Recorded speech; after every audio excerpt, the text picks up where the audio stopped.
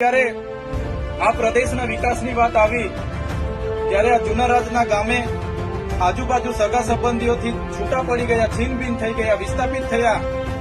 પોતાના ગામડા, પોતાનો સમાજ, પોતાનો પરિવાર, પોતાની સંસ્કૃતિથી વિખૂટા થઈ ગયા. કોઈની નવી વસાહત દાભણ છે, કોઈ શેખપુર છે, કોઈ નવાબાગપુર છે, બધા છીનબીન થઈ ગયા. કેમ કે એમણે કીધું કે પ્રદેશનો વિકાસ થાય એમાં આપણે બધા સહકાર આપીએ.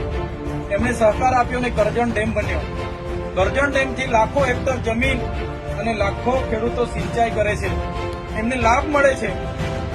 પણ ત્યારે પ્રશ્ન અહીંયા મૂળભૂત સુવિધા તરીકે રોડનો ઉભો થયો.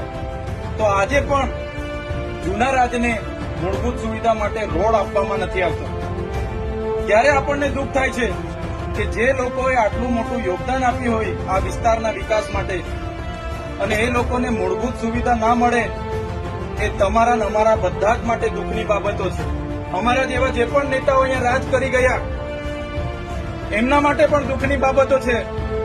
પણ હવે આપણે બધા જાગૃત થયા છે ત્યારે હવે વધારે સમય બેઠાય એવું નથી.